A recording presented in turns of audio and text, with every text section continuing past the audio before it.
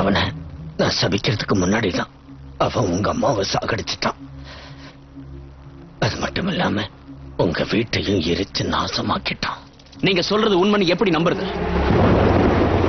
அவங்கிட்ட அடிபட்டு மயங்கி கிடந்த உடனே புத்தர் கோயிலுக்கு தூக்கிட்டு போய் சாமியார்கிட்ட ஒப்படைச்சது நான் தான்.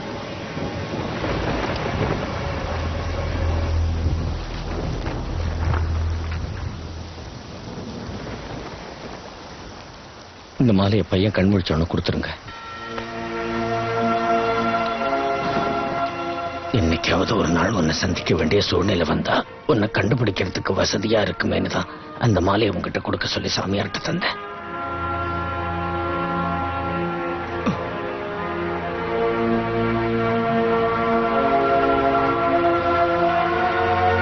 என்ன மன்னிச்சுங்க. உன் மேல எந்த தப்பும் இல்லை. ஆனா அந்த குடும்பக்காரன் இன்னும் திருந்தலையேங்கிறத நினைக்கும் போதுதான் மனசுக்கு ரொம்ப வேதனையா இருக்கு. அவன் அந்த ஜமீன்தாரு சேர்ந்து இன்னும் என்னென்ன கொடுமையெல்லாம் செய்ய போறாங்களோ. அவங்க 2 பேரையும் அழிக்க ஏதாவது வழி இருந்தா சொல்லுங்க. என் மந்திர சக்திய கன்னி பொண்ணோட ரத்தத்தால தானே நீ அழிச்ச. அந்த பொண்ணு யாருப்பா? அவன் மலையப்பன் பொண்ணு. மலையப்பன் பொண்ணா? மலையப்பனுக்கு கல்யாணமே ஆகலையே. அப்ப அந்த பொண்ணு யாரு? சந்தியா,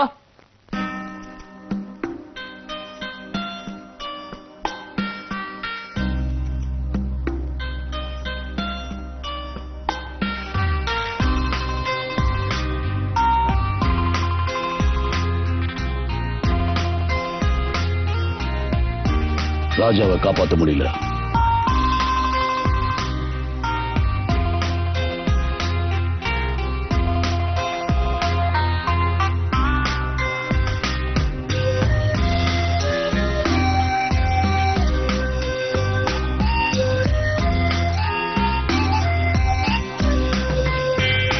காற்றிலே தேடினே சுவாசத்தில் உன்னை கண்டெடுத்தே, பூவிலே தேடினே வாசத்தில் உன்னை உணர்ந்து விட்டே, நீலத்தில் உன்னை தேடினே நீராய் அள்ளிக் குடித்தே, அருகில் நீ இல்லை என்றாலும் ஏதிலும் கண்டே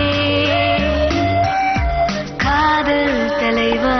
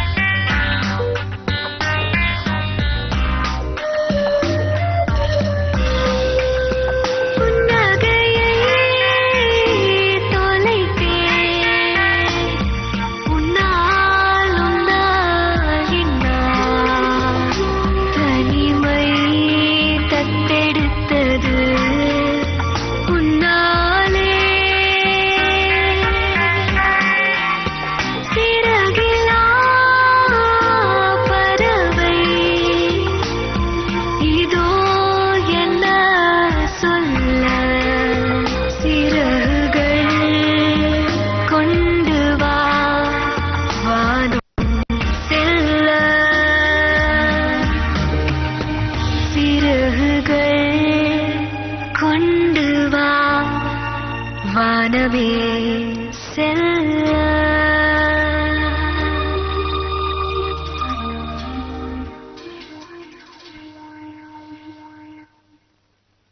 நாம 2 பேரும் செஞ்சுக்கிட்ட ஒப்பந்தம் உனக்கு ஞாபகம் இருக்குன்னு நினைக்கிறேன். உனக்கு கொடுத்த வாக்க நான் காப்பாத்திட்டேன். என்னத்த காப்பாத்திட்ட? அந்த ராஜாவும் சங்கிலியும் செத்து போயிட்டாங்கன்னு எப்படி அவ்வளவு உறுதியா சொல்ற? அவங்க 2 பேரும் உயிரோட இருந்தாதான் என்னத்தை கிழிச்சிட போறாங்க. சாபம் முழுசா நீங்கணும்னா அந்த சங்கிலி இங்கதான் வந்தாகணும். நீ என்ன சொல்ற? புரியும்படி சொல்ற. சாபத்தை போக்கிக்க சந்தியாவை தேடி அவங்க நிச்சயம் வருவாங்க.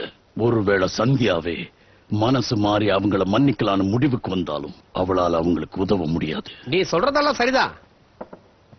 அதே மீறி நடந்தா அவ கன்னித்தன்மையோட இருக்கிற வரைக்கும் தான் அவங்களுக்கு உதவி செய்ய முடியும். ஆனா அது நடக்காது. சீக்கிரம் ஆசையை புரிஞ்சுப்பீங்க நான் நினைக்கவே இல்லை. வாய மூடு. இவ்வளவு காலம் அவளை வளர்த்ததே எனக்கு சொந்தமாக்கிக்கதான். யோ, உனக்கு மூளைகளை குழம்பி போச்சையா? அவ உன் பொண்ணியா? எவனோ பெத்து போட்டு போன பொண்ணுக்கு நான் எப்படி அப்பனாக முடியும்? அப்ப எங்க அப்பா அம்மாவை என்ன பண்ண? நீயும் வந்துட்டியா? அப்ப உண்மையை தெரிஞ்சுக்க.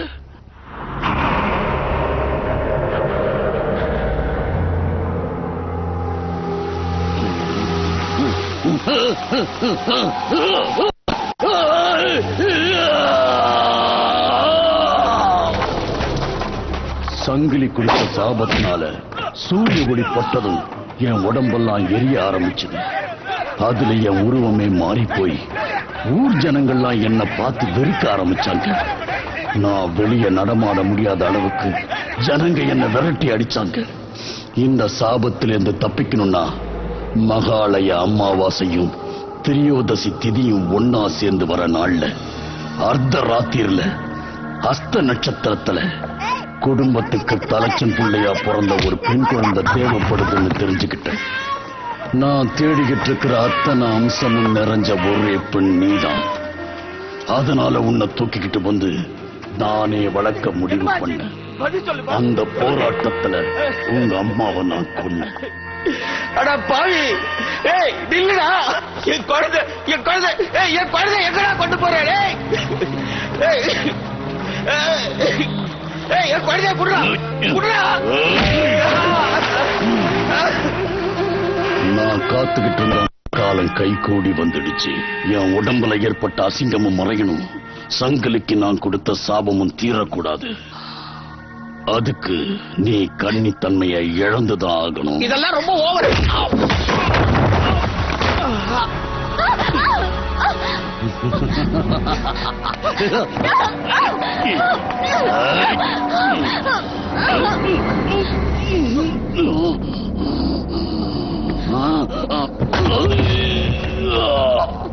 விழுந்துட்டியா? எனக்கு என் நம்பிக்கை துரோகம் செஞ்சிட்டியா? எனக்கு என்ன தருவேன்னு மோய்கிழிய கேட்டல்ல. உனக்கு தேவையானதெல்லாம் தண்ணியில கலந்து கொடுத்துட்டு செல்லும். எவனாலும் என் ஆத்மாவை செய்ய முடியாது. உனக்குள்ள புகுந்து என் ஆசையை நிறைவேற்றுக்கிறேன்.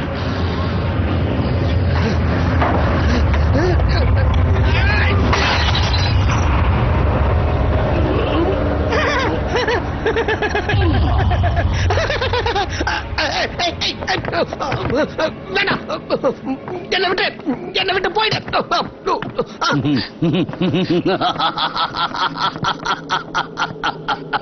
இனிமே இந்த உடம்பு என் ஒருத்தனுக்கு தான் சொந்தம். ஊரா முட்டு நெய்ய பொண்டாட்டி கைய நெய்ய உடம்பா. பொம்பளை மாதிரி அழாத, அது எனக்கு பிடிக்காது. என்னை விட்டு போயிடு.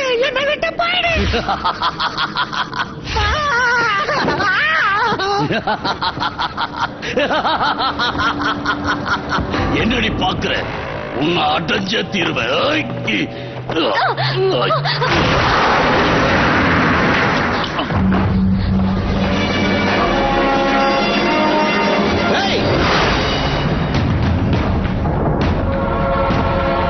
என்னையே எதுக்குற அளவுக்கு வந்துட்டியா? இவனை அடிச்சு கொள்ளுங்கடா. உங்களுக்கு என்ன வேணாலும் கொடுக்குறேன். உழைக்கிற காசை